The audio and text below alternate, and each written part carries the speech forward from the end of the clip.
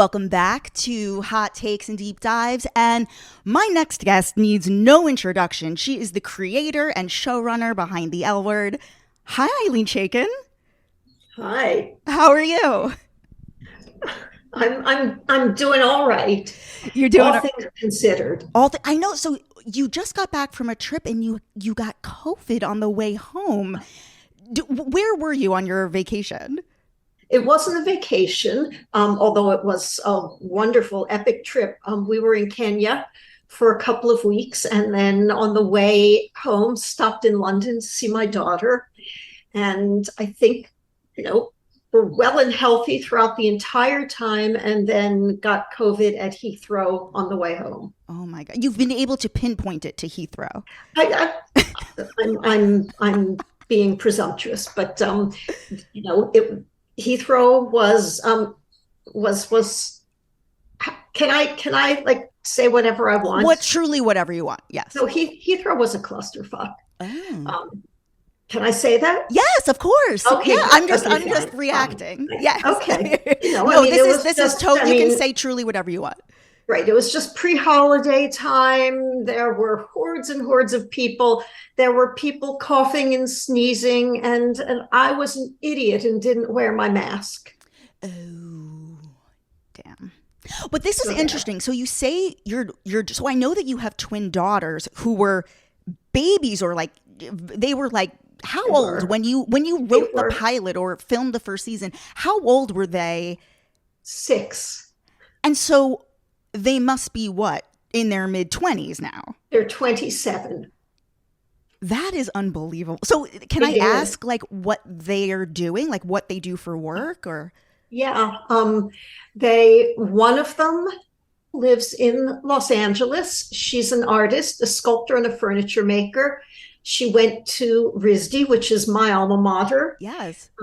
And her twin lives in London and is a chef, a fabulous chef. They're both gorgeous and brilliant. Now, I want to first kick things off by telling you a highlight of my holiday season this year and last year was going to see a staged reading. I'm not sure if you know that this is going on. Maybe not because you were around the world.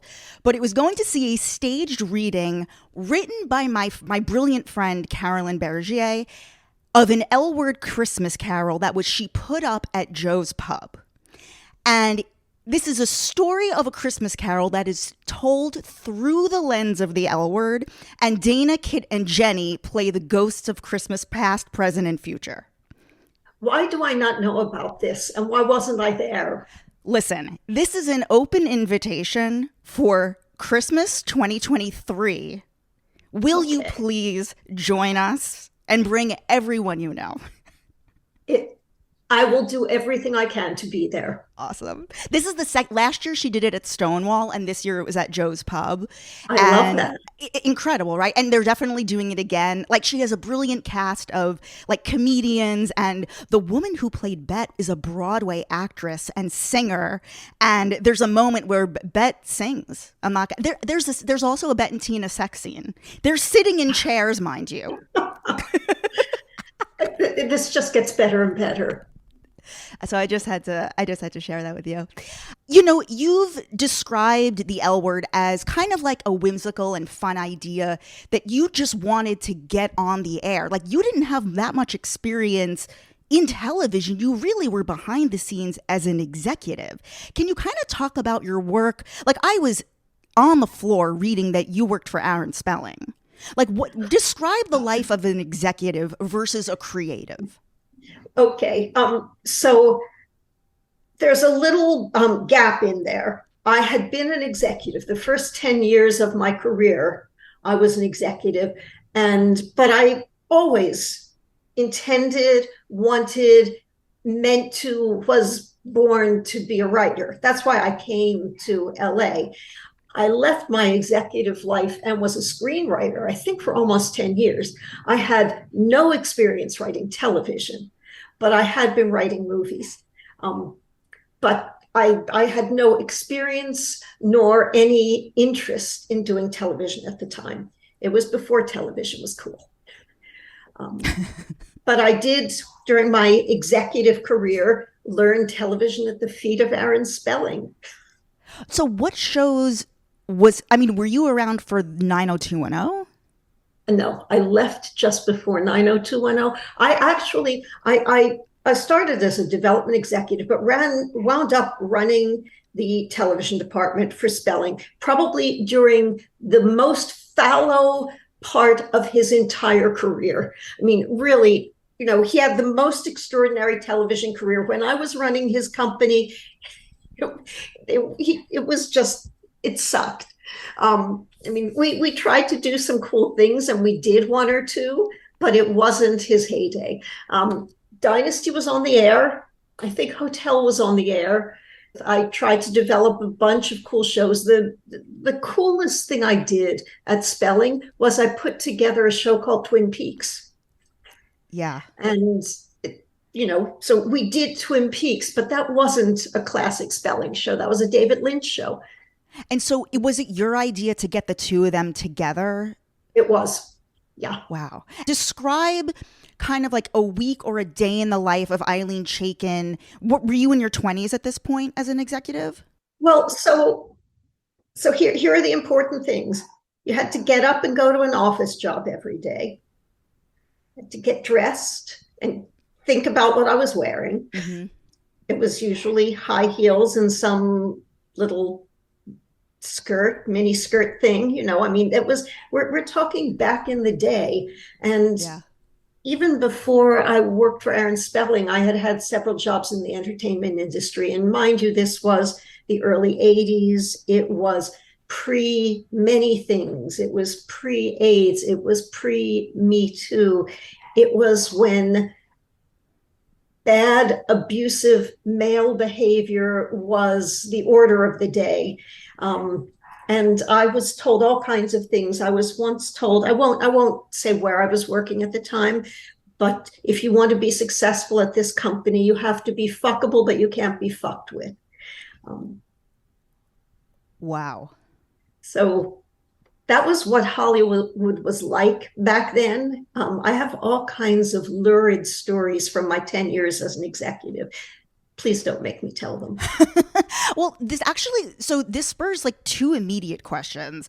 The more kind of shallow question is, did any of this play into your decision to make Tina on the L Word an executive? Yes. Okay, well, that's interesting. And secondly, were you out? Yeah, I was out as an executive. I didn't know how not to be out. It wasn't a conscious decision. It wasn't a political decision. I was kind of hapless. I was in a relationship. I was actually in a 20-year relationship, the mother of my children. My children were not yet born. I went everywhere with her, and I was just out. Did being gay play a certain way? Like, do you think it helped you in any way? Yeah, I do. I mean, I think that it was a challenge, and it hurt in some ways, but I think it helped more than it hurt. Yeah. I would imagine it helping. Yeah. I mean, even just in like my career, like the people I've worked for, I noticed that in a way it helps. People were intrigued. Men were intrigued. It was something distinctive and memorable. Now, I know that you based the Jenny and Marina, the germ of that relationship was actually based on your kind of coming out story. Like you have this wild story of like crashing your car a few times in front of this cafe, and you fell in love with, or what, I don't know if you fell in love, but like you basically had an affair with this cafe owner. What drew you, or what was the allure of going to this cafe every day after work as an executive? I knew it was run by lesbians, and I needed to come out. This was mid 80s. Mm-hmm. I wasn't out, and I didn't know how to do it. I knew no gay people, and particularly I knew no lesbians. And so how did you find out that it was owned by two lesbians? I don't remember, but they were kind of LA famous. Ah, okay. What was the name of that cafe? I'm not going to, it doesn't exist anymore, Oh, but okay. I'm not going to say because I don't think I should name names. Okay. They know who they I are. mean, it inspired the planet. I mean, clearly this is the Yeah, inspiration for the yeah. planet. I mean, they No, should, I mean there are loads of yeah. people in the L word who were inspired, not the actual basis, but who were inspiration for various characters, and most of them know it, and most of them are delighted by it. Yeah. But I don't think it's fair to name them. You know, it's interesting. I interviewed this woman, Jackie Warner. She was a personal trainer. She had a reality show called Workout on Bravo. That was basically all the drama of her running in this gym. And she was dating Jillian Michaels for a long period of time. So I was interviewing her about this TV show she did. And in the interview, she talked about how she and Jillian used to run these like lesbian nightclubs. And it sounded very much like the Dawn Dembo, like the rivalry. Like the way I she was describing it, I was like, girl, this was on TV. I've seen this. I know of them, but I don't know them. I used to have a hairdresser who was very friendly with one of them. Yeah. I know that you have this philosophy when arcing out a season long arc that I've heard of this Ilene Chaiken quote, burn it down. Meaning like whatever you start have is this news to you? Yeah, but I'm intrigued. Well, Go on. I'm interpreting it as the way you arc out a season, wherever you start in the beginning, we're most likely going to end in the opposite direction by the time we hit the finale. Was this learned from the school of Aaron Spelling? Not explicitly, but I'm sure that in some ways I kind of absorbed lessons. Um, I never aimed to make the kind of television Aaron Spelling made, but I learned a great many things about storytelling, about in particular, actually, about the importance of post production, about how you can fix a show in post, which was one of Aaron's Oh, great wow. skills. But I mean, the way that you described a season arc is not exactly the way I've approached making television, but I'm sure that there's something to the idea that I really believe in surprises. I believe in dynamic change. I want things to happen. I want there always to be something gasp worthy in every episode and in every season, and I want it to be consequential. I don't think there's any point in telling these stories if we're not just blowing people sideways. Right. You know, I'm curious where you stand nowadays on queer actors playing queer roles. Like obviously you've cast both. Like this is still of a bit of a controversial topic. Yeah. Like where do you stand on that and has your position on that evolved over the years? My position has definitely evolved, and I I'm I'm kind of open and listening. I do believe that non-gay actors can play gay characters just as gay actors can play non-gay characters. And then I think there's a whole range of identity issues that are not fungible or permeable, and we know what they are, and we have to just accept intuitively that there are some things that are really necessary and important. The issue that I get called out on all the time is Max and the portrayal of trans characters, and I acknowledge that it was far from perfect, and there was a lack of understanding that reflected a whole cultural lack of understanding. I'm thrilled that in the new iteration of the L word, Marja got to readdress that character and make the kinds of, I don't want to say make amends, I just want to say acknowledge the present. The actor who plays Max, Daniel C, has spoken publicly about how he very much didn't feel part of the cast because he wasn't a quote woman, and how he was his account, how he was mistreated on set in different ways. Were you aware of this at the time? I was aware that there was friction and misunderstanding. Daniel was not at least out and openly trans at the time. I didn't even know what trans was when I started doing the L Word. And we were talking about masculine identity. We were talking about shades of identity. And then as we came to know more, we were interested in the idea that Max would come out as trans. And we portrayed it in the way we knew. And we actually did quite a lot of research and met with a lot of F to M trans folks and learned what we thought was the truth. Right. And that's separate from Daniel's personal experience, which also I think was, how shall I say, redressed in the current iteration. I think that Daniel had a chance to reconnect with a lot of the other actors he worked with back in the day, and they all have evolved in many ways. And that was lovely to see. I know that Kate Moenning had said last week that now that this episode has aired, speaking of this scene with Max, which was actually really great, saying how she thought it would make the most sense because she had quite, I would say, the Max character had like the most amount of scenes with the core cast, probably with Jenny and Shane, since they lived together in the show. Yeah. She was saying how it really would make the most sense to be like, to bring up the topic of Jenny and how she was trying to fight for that, but like didn't win that.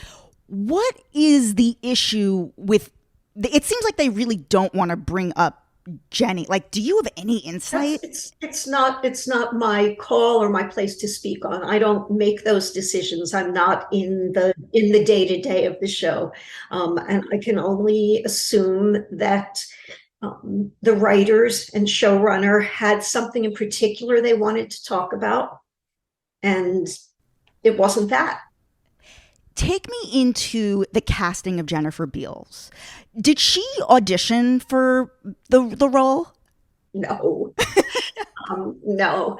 When Showtime ordered the L Word from me, when they ordered the pilot, the president of the network is a man called Jerry Offsay, to whom I'm forever grateful, said, I want you to know that we're going to make this show. You just cast the best actors. You're not going to get anybody with a name to play this because, we've already had this experience on Queer as Folk. Nobody wants to play gay characters. And I said to myself in my inner voice, I'm not sure that's going to be true with women, but great. We'll cast the best actors. And then when the casting call first went out, we made some reaches, and the biggest reach was the dream casting. And I was just utterly flabbergasted when I heard that Jennifer was interested and wanted to meet. So she was in place first, and then you were casting a lot of people against her for the role of Tina. Yes. What was it that made all of you collectively decide on Laurel Holloman? It was that Laurel's audition was the best, that she just felt like Tina, and it was wonderful, and they had chemistry. But there was something else, and I've always worked like this ever since. Jennifer felt it. Jennifer was making a movie at the time, so we did a couple of tapings, and she called me afterwards and she said, there's just no question. This is the person that I connect with. And that's really important when you're making a television show. And you had said that how your original plan was not to put Bette and Tina back together after season 1. Let me put it this way. If the audience hadn't so deeply connected to the two of them, suppose the audience had been indifferent, would you just have had them go off in different relationships? Like, what was your sort of broader plan with those two It's, characters? I don't know ultimately what would have happened, but I just had one intention. It had nothing to do with Tina or Laurel. It was just a story that I had planned to tell. And the story that I had planned to tell, because I aimed to tell, the lesbian stories, the stories that represented our lives and experience. And one of the stories I knew from experience was that there are any number of women who come out, who spend a couple of years in gay relationships and then go back to men. And Tina, as we posited her, Bette was her first woman lover. It hadn't occurred to her, or at least not consciously, that she might be gay. She was with a man when she met Bette, and that was the character that would spend 3 years in a relationship and then say, oh my God, no, I've got to go back to men. So that was what I was planning. And I just had no idea that Bette and Tina were going to be such a powerful couple. The reason I am most drawn to Bette is actually the way you had written the trajectory of her career. I think it's among the strongest in episodic television. Like, unlike a Grey's Anatomy, like, they're just doctors for the 20 years the show is on the air.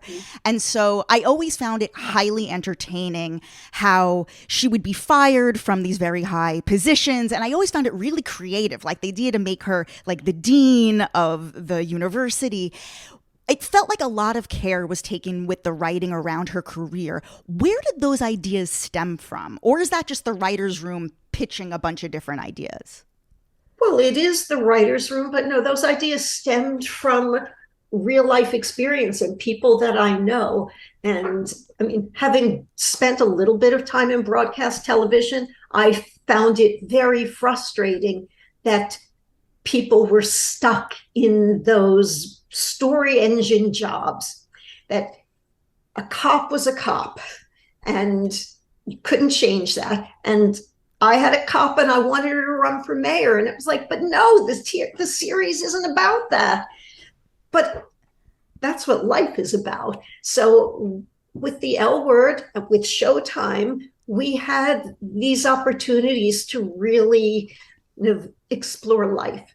Bette's career was the one that I felt closest to, most drawn to, because I came out of an art background, and so many of my friends are gallerists, museum curators, artists, and so on.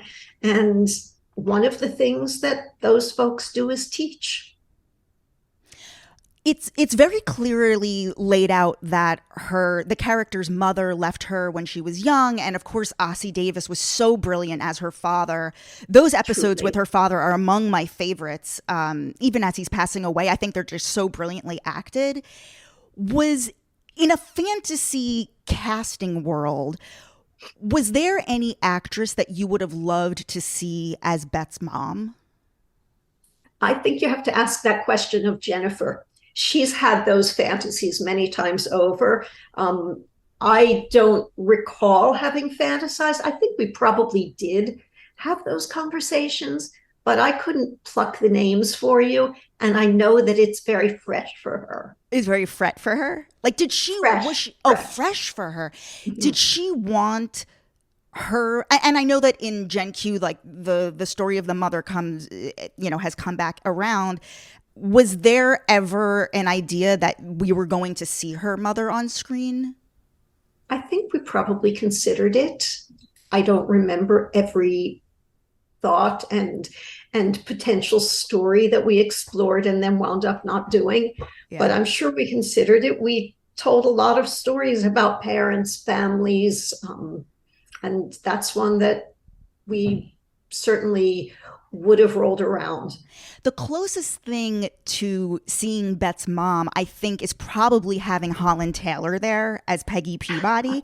And this is like before Holland Taylor was, I mean, who could have predicted how popular she would become? I mean, she was Legally Blonde. Taylor was always fabulous. Of course, but like, I mean, maybe I'm just viewing this through like L Word colored lenses.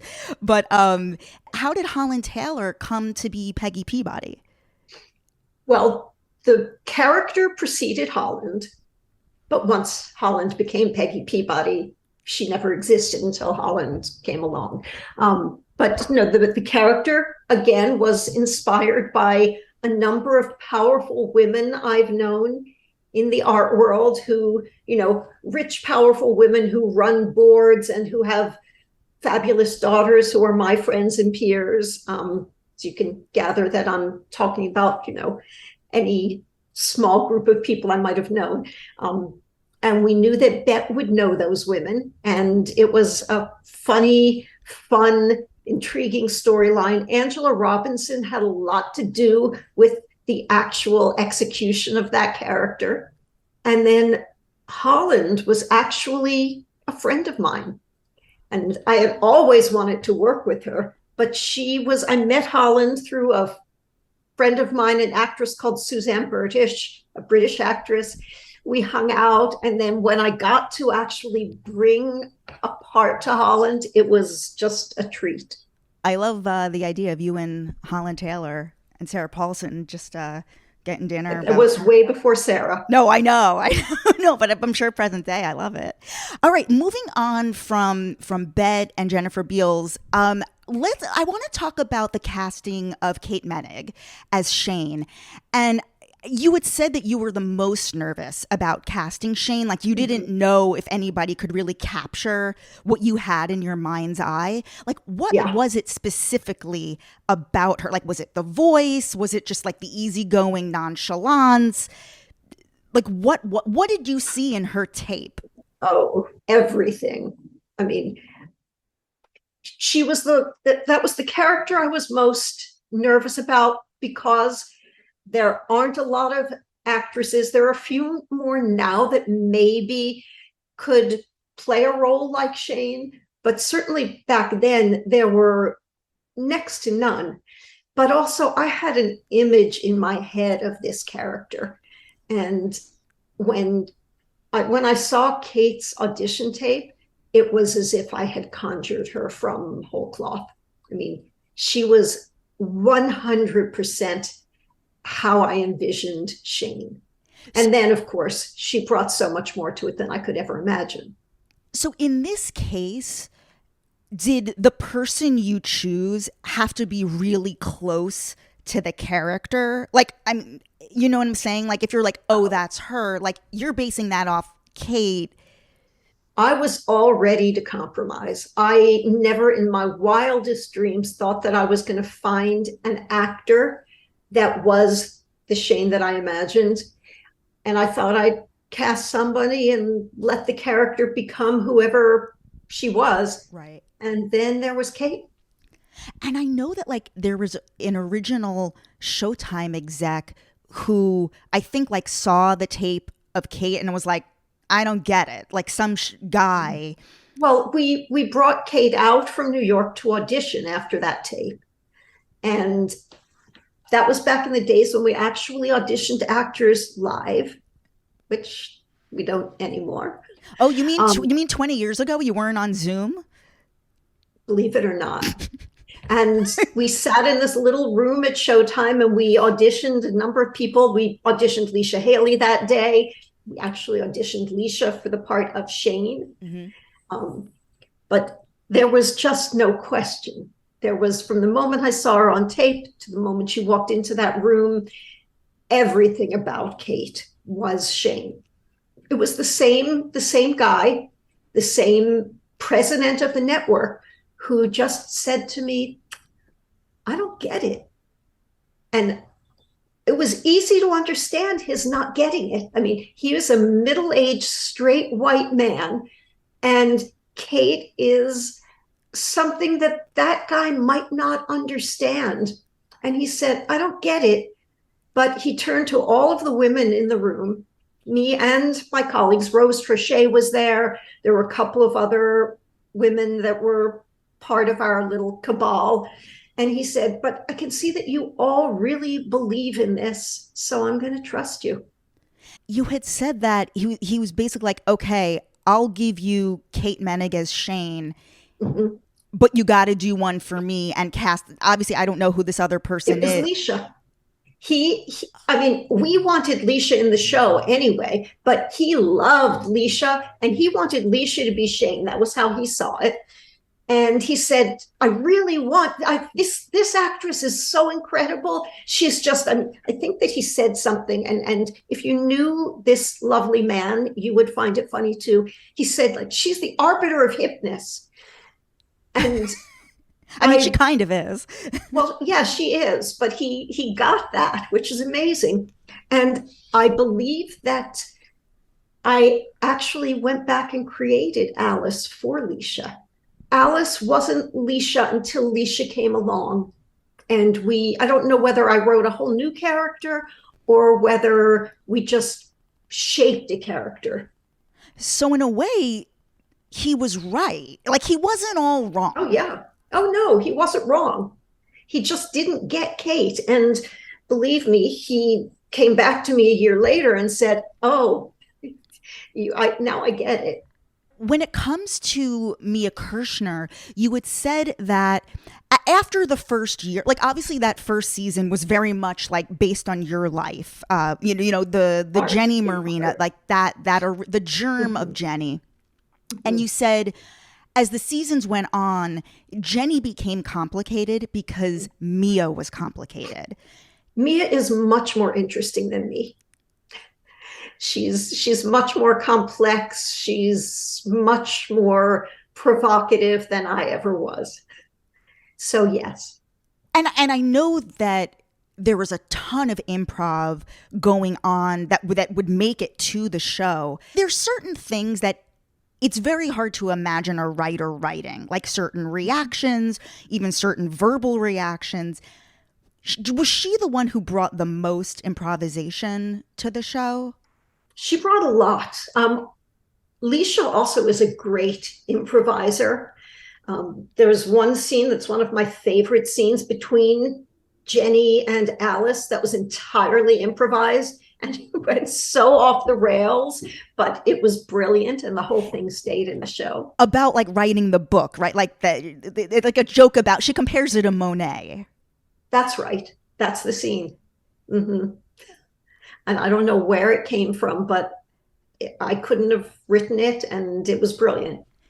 Mia wasn't the only improviser, but Mia is really an actor's actor, and that's the school of acting that she comes from. And it really just was so rich and irresistible. Something that I've really come to respect and admire about you is this very open door policy that you have with your actors, even when they are like, forget about when the cameras are rolling, like even like as you're prepping episodes or before going into a new season. Like I know like the Shane storyline with her brother, that was entirely Kate Manning's idea. And yes, you thought it was great. You're like, okay. Now, I've interviewed several showrunners and also a lot of television writers. And I know that you can put the most brilliant minds in a room, but at the end of the day, whatever Michael Patrick King says goes. And I really respect that you are open to hearing all ideas, even when the clock is ticking. How did you sort of harness this very collaborative style of showrunning? Firstly, I didn't know what I was doing. I had never worked in television before. I had no mentors, no template. So some of it was just hapless foolishness. But there are all different ways of working, and I respect any number of ways of working. It's just how I like to work. I really like actors. I've found them to be great partners, brilliant collaborators, and I like to work with them. I like to work with writers too. I like to hear other people's ideas. And, still as the showrunner, at a certain point, I have to make the ultimate decision. But that decision is largely informed by the collaboration that we have with any number of people. And I'm just a little bit more collaborative than some. Is there anything else, maybe a full episode, or another scene that you can point to, or like think we really did something here? There were many times when I felt that. There were times when I felt it on set, when I just would be sitting there watching the scene emerge and just thrill at the power or impact of what we were doing. There were times when I was cutting a show and I thought, wow, we really captured something. Like, is there anything relating to like Bette Tina, maybe specifically, if you just narrow it down to them? There are so many Bette Tina scenes and moments. The fight in, I think it's the finale of the first season, was really powerful to me. Is there a particular season that's a favorite of yours? There are moments in most seasons. I've said before, the one season I regret is season 6, and I'd rather not get into it, but it wasn't the best. Yeah. But 1 through 5, I loved the show. I loved making it. I loved telling the stories we told. And, I was trying to end it in a cool, interesting way. And I think that maybe it wasn't the coolest and most interesting way. I'm curious, with Generation Q on the air, should we as an audience consider Gen Q to be canon? Or would this be like an alternate timeline / universe? I would say that Gen Q occupies the same space as the L Word. It's that there is a lot of fan fiction, there are a lot of alternate stories, but Gen Q is the story of the L Word as it continues into the world, into the future. Have you had like any, I know obviously somebody else is running it, but I am curious, like, have you had any creative input, like no matter how small? Absolutely. Absolutely. I'm an executive producer on the show. Marja and I talk a lot. It's her show. She tells her stories. She comes to me sometimes for just feedback, thoughts, running ideas around. There might be 1 or 2 things that originated with me, but for the most part, it's just me giving her kind of supportive feedback. Do you watch the show? Of course. Like sometimes I do wonder. Sometimes I wonder certain scenes are written by you. Like some of like the Bette stuff, like some of the speeches that she gives. I don't know. Someone's like, I don't know. Did I only go in there and rewrite this? I don't know. This is just me thinking out loud. You don't have to confirm or deny. Going back to Gen Q, like you say that, you watch the show and you're really a fan of it. Like I often think of the character of Gigi and this actress Sepideh Moafi. I think as soon as she first came on screen, you could immediately see that she had that something special in her eyes. Yes, she does. She absolutely does. And I worked with Sepideh on a show some years before, after the L Word. When Marja created that character, Sepideh was on my list. And yeah, she's got it. She feels like a character who exists in that sophistication and sort of fabulosity of the original, yes. Right? Yeah. Mm-hmm. Were you in? I mean, I know that like the biggest fan reaction really was around like Danny and Gigi. Were you privy to how intensely the fans reacted to that coupling? I was certainly aware of it. Like pretty wild. Like it very much harkened back to the original. Yeah. Mm-hmm. Yeah. How did it feel being on set again for episodes 9 and 10? Like you have the characters you created mixed now with these new characters. Like did it feel, how important was it to you to be there during the filming of those events? It felt incredible. It was thrilling. I don't go only for Jennifer, Kate, and Leisha, or Shane, Bette, and Alice. I really love the show. I love the new characters. They too feel like, I guess maybe my stepchildren. Um, but I have a very warm feeling towards all of them. But certainly for something as important as the storyline you're talking about, I wanted to be there. It was for me that I was there, and it was a treat and thrilling. It was also thrilling that those two episodes were directed by Kate Moenning and Leisha Hailey. I love that. Yeah, me too. Wait, let me ask you, in the original show, if you had had more time, were there any storylines that you really wanted to do, but for whatever reason, you couldn't? Like whether it be like you ran out of time or you didn't have the actor? There would be ancillary storylines. There were ideas that we had that got derailed for one reason or another. There was a minute where I was talking to this iconic Hollywood actress and I created a whole story for her, and then she couldn't do it. And so I'm sure that we cast someone else and it became it became minor. Those are the kinds of things that, when they take off, they really take off, like with Holland Taylor. During the course of the original show, were there any story decisions that you had to make outside of the story? Like I know, with Sarah Shahi had signed a 2-year deal, so she couldn't come back. Her career was taking off. What was the most challenging example of this? Like having to make a story decision outside of what you really wanted? Well, the Sarah Shahi example is probably the most cogent.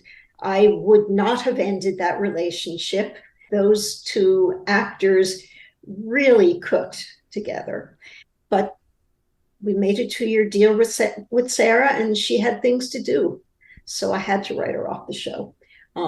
Were there any other decisions like that? I mean, certainly not in that way. I mean, I talked to you about, the famous actress that strung me along and then dropped out. I had to make some quick pivots for that.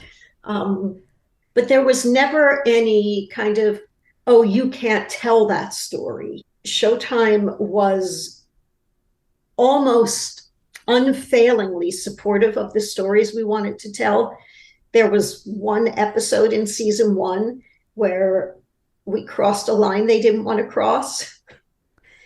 And oh, what was that? It was, I'm not sure how to tell this story, but because there was no censorship whatsoever, but I think we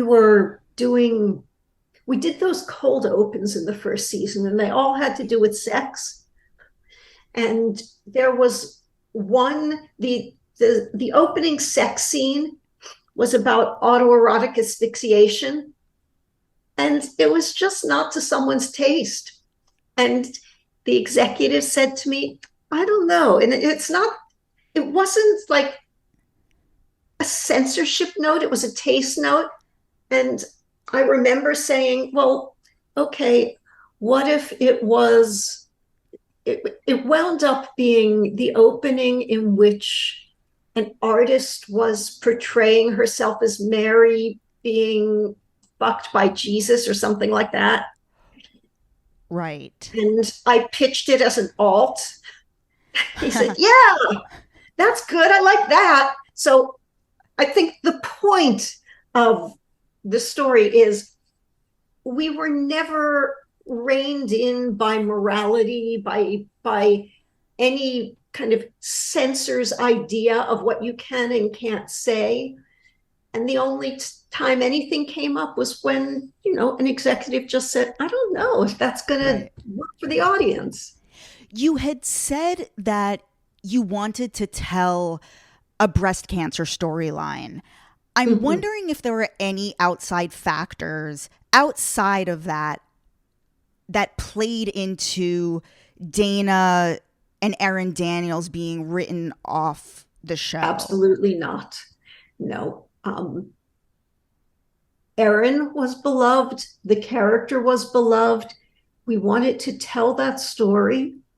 And I believe that it was because when the writers got together in the beginning of the year, a number of us had experienced that kind of loss in our friend circles. And we wanted to tell a story of loss, life and death loss among a group of lesbian friends because it means something specific to us. It has a very specific poignancy. And the only real way to tell that story was to be willing to do the most difficult thing, and that is let a beloved character die. Right. Outside of Dana's death and Jenny's death, outside of that, I think of you, like you're the person that made this show that has really become like a shorthand way for people to connect and communicate, but yet you're also living in the community and like you're living in the world. What sorts of things did you hear back then? And even now, like I said, as outside of Jenny and Dana, like what are the types of things that people say to you? I mean, I know people are shocked that Bette Tina's pool isn't actually outside. Like, what are the more like funny things that people are surprised to find out or that people really want to know from you? I can't, I mean, people talk about the L word to me a lot. And the things I usually hear are the things you want to hear, Are you ever just like, all right, enough with the L word? Oh, God, no. No. It's been announced that Jennifer Beals is leaving the show. How did she tell you that she was going to leave Generation Q? Like, were you surprised or did you kind of know? Is it a fact that Jennifer is leaving the show? You know that she's in the first 2 episodes and the last 2 episods of this season. I thought it was announced. I don't know if it was, and I don't know that it's a fact. Okay. But it, in part, it was a personal decision having to do with things going on in her life. But Bette and Tina certainly will not end. I mean, you know what happens with Bette and Tina in the final episode. That is not an ending. That's another beginning. So where that goes, I don't know. And I feel the same way about all of these characters. And I feel the same way about the L word. Let me ask you, with the Showtime Paramount merger, what do you see as some possible options? Like, would you ever do the real L word again? Like, reboot that with like a younger cast? I wouldn't, but someone might. I'm not. Why wouldn't you? Well, firstly, I don't make that kind of television. And although it was my idea and it was really fun to do, I didn't do it in a hands-on way. And I don't know that I would go there again just because it's not what I do. I also wouldn't be the one to do it now because I think that kind of show should be made by people in their 20s. Something that I was really excited about was I know that you and Jennifer had the rights to adapt The 7 Husbands of Evelyn Hugo. Yeah. What is the status with that? The project isn't going forward. I love the book and I hope that somebody makes it. And Jennifer and I are working on a number of things together. Jennifer and I really have a great kind of creative, collaborative relationship, and we have several other projects that we're talking about. Yeah, I was disappointed to see that like that wasn't, because I love that book and so many of my friends love that book. Yeah. Like no other, like what happened? I mean, I don't know.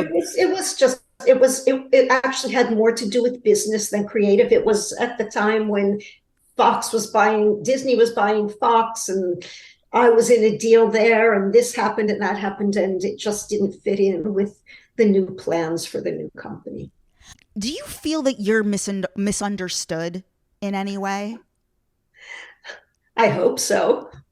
I would hate to be fully known and understood. I'm sure that there are some misapprehensions about me, but it's not my business to know what they are or correct them. Like I know you've talked about during the original airing that you would actually read like message, back then there really wasn't social media. So it was like message boards, and you would Yeah. read the comment, we would read posts, and sometimes it would like affect you. How did you manage to deal with that? You just have to decide that you're going to kind of push forward and make choices and stand behind the choices you make. Thank you so much. This was a blast. Is there anything else you can mention that you're working on right now? Like anything that we should keep an eye out in the next year? I'm working on a few projects that I love almost as much as I love the L word. And hopefully, when they come to fruition, I'll get to talk to you again. Wonderful. Thank you so much. This was All great. right.